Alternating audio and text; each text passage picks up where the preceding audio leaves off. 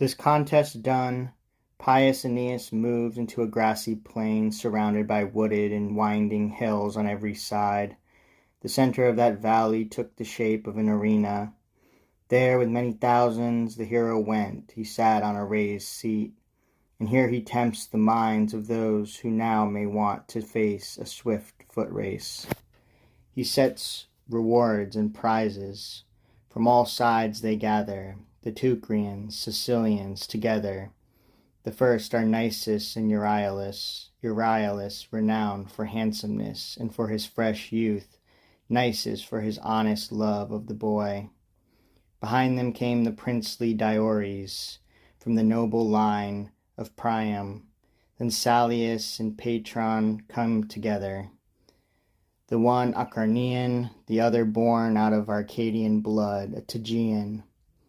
And then two young Sicilians, Helymus and Panopes, familiar with the forests and both companions of the old Acestes. And others came, whose fame is now in darkness. These were the words Aeneas spoke to them. Now let your hearts hear this, pay glad attention, not one of you shall leave without a gift. At race's end, each one of you shall have 2 Nocean shafts that gleam with polished steel, together with an axe embossed with silver. Each one of you who runs shall have these prizes. 3 will be given even more rewards, and pale green olive garlands on their heads. The first is victor, is to have a horse with splendid trappings, and the second takes an Amazonian quiver, full of Thracian arrows and girdled by a broad gold belt, the clasp that holds it fast a polished gem. The third will be content with this Greek helmet. This said, they take their places. Suddenly the signal sounds. They are on their way. They leave the starting point. They stream out like a storm cloud, their eyes upon the goal. The first to go is Nisus, darting past all others, swifter than winds or than winged lightning. After him, but still far back, is Salius. And third, though well behind, Euryalus.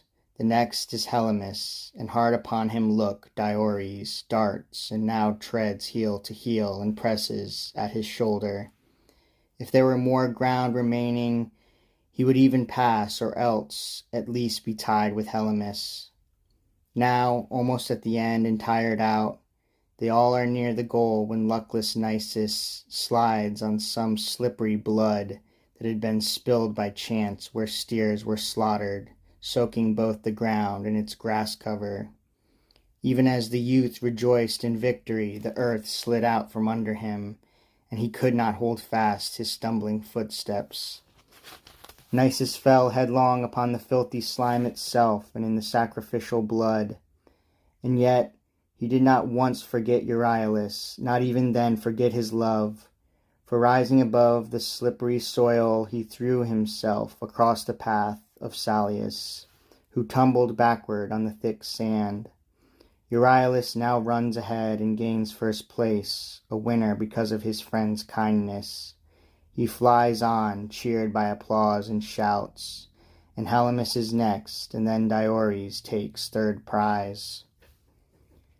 At this, the loud outcries of Salius reach everyone within that vast arena. The elders in the front rows and the crowd. He asks that what was snatched from him by fraud be given back. But popularity protects Euryalus, together with his graceful tears, and worth that please the more, since they appear in such a handsome body. The protests of Diores also help. He then was nearing to receive his palm, and would have come in vain to claim third prize if Salius were given back first honors. Then, "Your rewards will not be touched," said Father Aeneas. "Men, no one will change the order of prizes. Let it be for me to pity the way things turned against my blameless friend." This said, he gives as gift to Salius the giant hide of a Gaetulian lion, heavy with shaggy hair and gilded claws. But Nisus cries, "If this is for the losers, and you take so much pity on the fallen, what worthy gift can now be given Nisus, who would have won the first prize by his merit had not malicious fortune hampered me, even as she did Salius. With this he showed his face and limbs fouled with wet filth. The best of fathers smiled on him, and ordered a shield brought from the ships, the handiwork of Didymaon, that had been wrenched free from Neptune's sacred doorpost by the Danaans.